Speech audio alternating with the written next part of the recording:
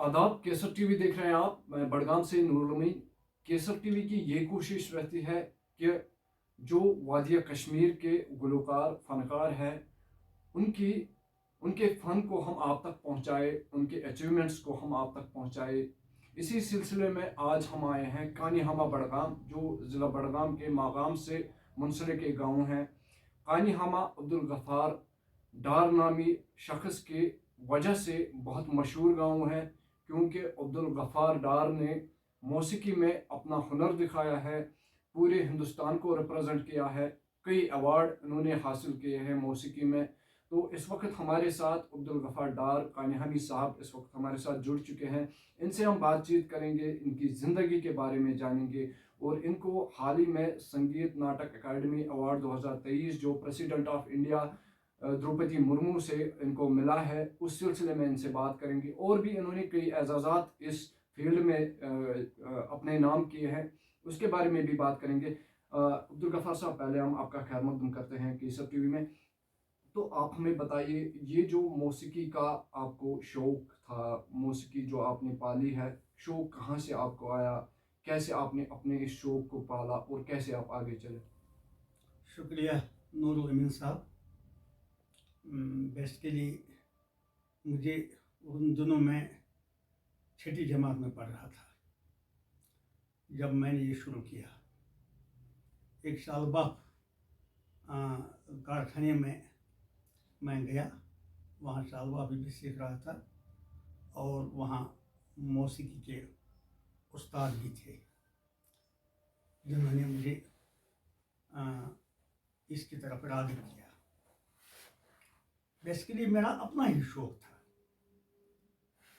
तो आहिस्ता आहिस्ता मैं शालवा भी सीख रहा था और शालवा के साथ साथ मैं गाना भी सीख रहा था, क्योंकि वहाँ इलाके के कुछ उस वक़्त के उस्ताद आया करते थे जो हमें रात भर सिखाते थे,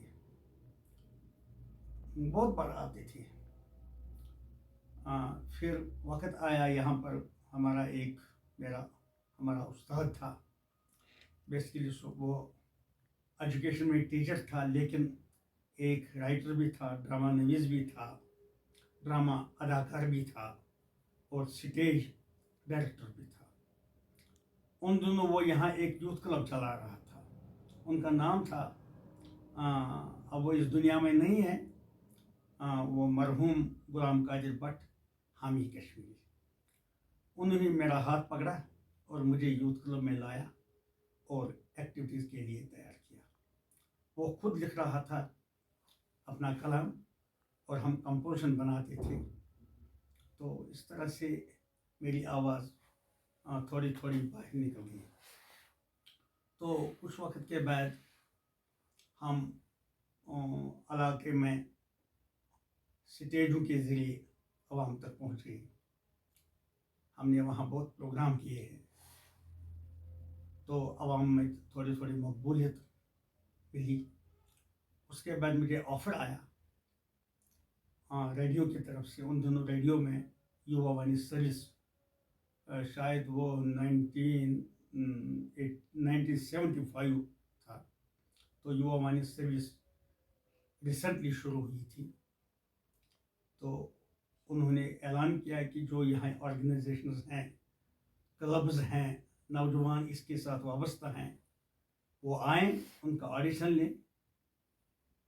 लेंगे और उनको यहाँ उनकी काबिलियत की बिना पर उन्हें रेडियो में गाने का मौका दिया जाएगा। तो हम भी अपने ये क्लब के फनकार सारे वहाँ गए। तो जब हम वहाँ पहुँचे तो उन्होंने हमारा ऑडिशन लिया। तो खुशकिस्मती से मेरी आवाज़ उनको बहुत पसंद आ गई। उन्होंने ऑडिशन के रोज़ ही मेरे 3 गाने रिकॉर्ड किए और बुनियाद यही बनी कि मेरी आवाज़ रेडियो कश्मीर की युवा वाणी सर्विस से बाहर आ गई और आवाम तक पहुँच गई। अल्लाह ताला का फजल था, करम था कि आवाज़ उन्होंने दी थी, ये आवाज़ लोगों में जज़ब हो गई। लोगों ने मुझे एज अ گلوکار فنکار قبول کیا تو پھر لوگوں کا رش ہو گیا. انہوں نے مجھ کو ڈھونڈنے کی کوشش کی. تو مجھے پتہ نہیں اس بہت سالوں کا یہ سلسلہ جاری رہا کہ لوگ مجھے آتے, میں لوگوں میں ہی رہا اور مجھے اپنا گھر ہی بھول گیا تھا. تو جب کہیں شادی ہوا کرتی تھی یا کہیں کوئی تہوار ہوا کرتا تھا, کوئی جلسہ ہوا کرتا تھا, تو اسپیشلی مجھے بلاتے تھے کیونکہ ان دنوں میری بہت شہرت تھی یووانی پہ کروں گا. اس کے بعد میرا درجہ بڑھا گیا تو ریڈیو کشمیر کی جنرل سروس میں مجھے موقع دیا گیا. تو وہاں بھی میں نے پرفارم کیا. میں نے بہت سارے صوفی گانے گائے جو صوفی حلقوں میں بہت پسند آ گئے. اور اس کے بعد صوفی طبیعت کے لوگ مجھے ڈھونڈنے آئے اور انہوں نے مجھ کو بلایا صوفی محفلوں کے لیے. شکر اللہ تعالیٰ کا ہے کہ میں کامیاب رہا اس فیلڈ میں. تو انہوں نے مجھے مطلب اپریشیٹ کیا. تو تاحال میں صوفی محفلوں میں جاتا ہوں اور وہاں پرفارم کرتا ہوں. تو آپ نے صوفی محفلوں کی بات یہاں پر چھوڑی, صوفی کلام کی بات یہاں پر چھیڑی. تو ایک بات ہم جاننا چاہیں گے, صوفیزم ایک وسیع فیلڈ ہے, ایک بڑا فیلڈ ہے. اگر صوفیزم کی بات کرتے ہیں, جو انسان صوفیزم کے ساتھ منسلک ہوتا ہے اس کا کوئی نہ کوئی رہبر ہوتا ہے صوفیزم میں. تو آپ کا رہبر کون تھا؟ بیسیکلی بچپن میں ہی میری خوش قسمتی تھی کہ مجھے کئی صوفی بزرگوں کے ساتھ واسطہ پڑ گیا. ان میں سے ایک تھا فقیر عبدالجبار ریشی صاحب. وہ بدرپور میں تھا, بدرپور ٹنگمڑ کے رہنے والے تھے. انہوں نے مجھ کو اپنے گود لیا. میں ان کی محفلوں میں گایا کرتا تھا اور کبھی کبھی چھوٹا ہونے کے ناطے مجھے نیند بھی آتی تھی. وہ مجھے اپنے گود میں سلوایا تھا اور بہت سالوں تک ان کی محفلوں میں گایا. اس کے بعد دوسرا صوفی بزرگ گیا پیر غیاث الدین رکن, ان کی محفلوں میں بھی بہت گایا اور انہوں نے مجھ کو بہت پیار دیا. اسی طرح بہت سارے فقیروں درویشوں نے مجھے دعا بھی دی اور مجھے وقت پر ان کی بیعت بھی حاصل ہوئی.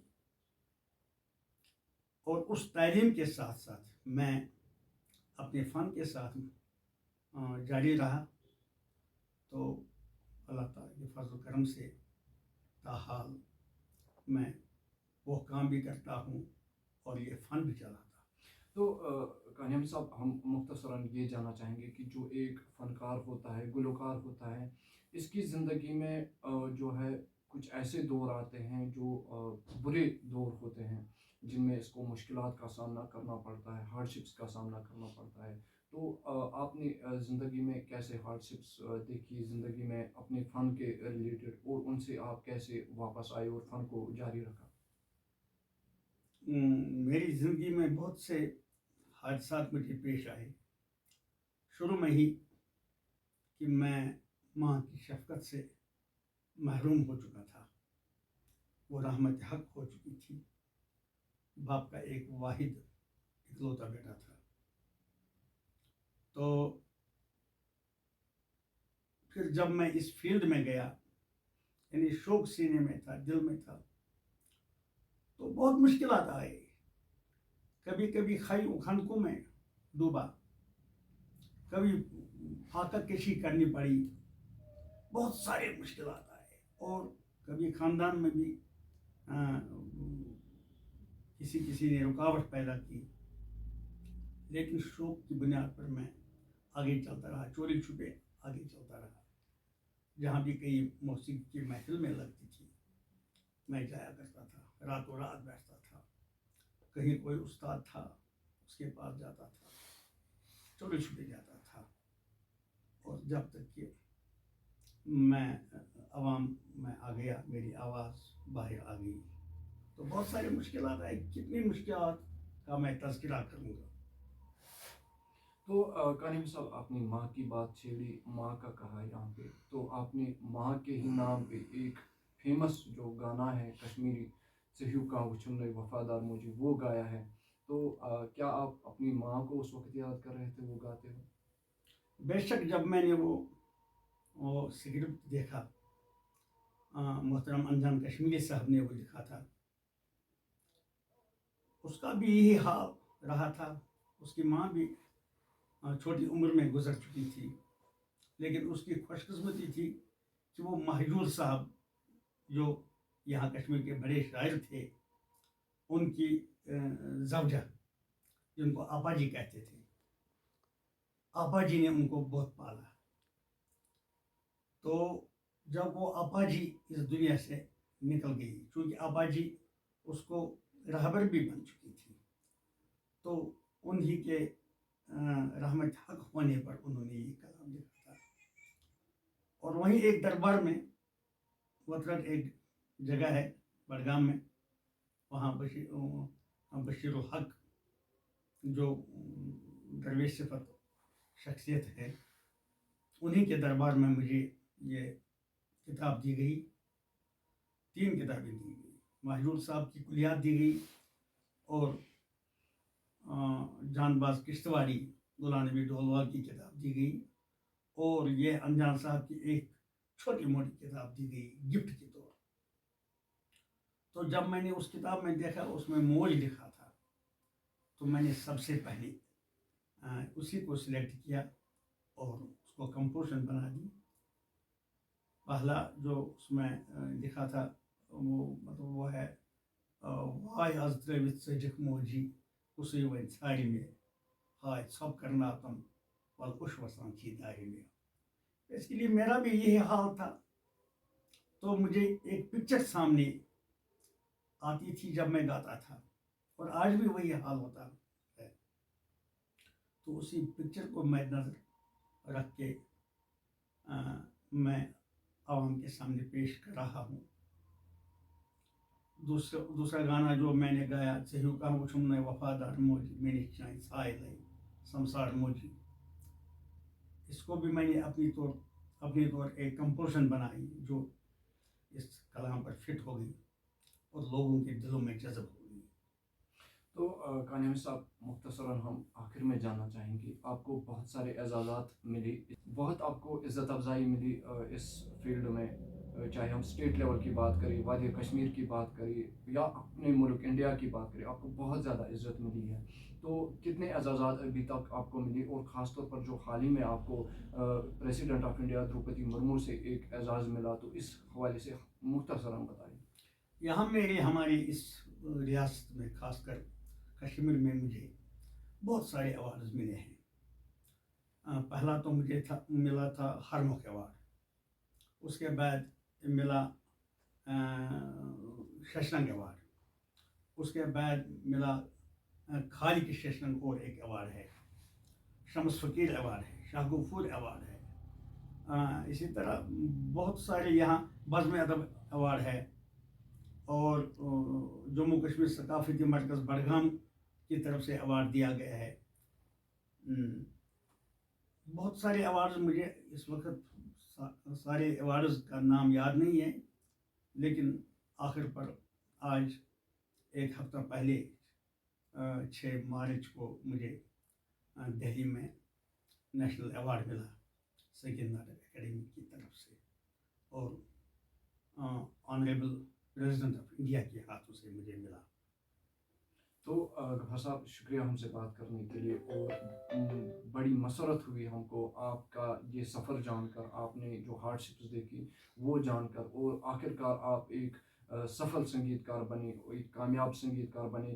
تو ناظرین کہتے ہیں کہ ایک گلوکار، ایک فنکار تب زندہ رہتا ہے جب اس کو داد ملتی ہے، ایک شاعر تب زندہ رہتا ہے جب اس کو داد ملتی ہے، اس کے کلام کو داد ملتی ہے، اور اس کا کلام اس شاعر کے جانے کے بعد، اس گلوکار کے جانے کے بعد، اس سنگیت کار کے جانے کے بعد پوری دنیا میں گونجتا ہے. وہ گلوکار، وہ سنگیت کار، وہ فنکار، وہ شاعر ان کلاموں کے ذریعے زندہ رہتا ہے. حالانکہ اگر اس نے اس دنیا سے نقل بھی کیا ہو تو اس کے بعد بھی وہ فنکار، وہ سنگیت کار، وہ گلوکار، وہ شاعر زندہ رہتا ہے اس کے کلام کے ذریعے، اس کے پرفارمنس کے ذریعے. اس کی پرفارمنس کبھی مرتی نہیں ہے، اس کی پرفارمنس جو ہے زندہ رہتی ہے. جب تک یہ دنیا چلے گی تب تک ان صوفی بزرگوں، ان فنکاروں، ان گلوکاروں کی جو کلام ہے، ان کے جو سنگیت کے جو پروگرامز ہیں وہ زندہ رہتے ہیں. تو یہ فنکار جو ہے خود بخود زندہ رہتے ہیں.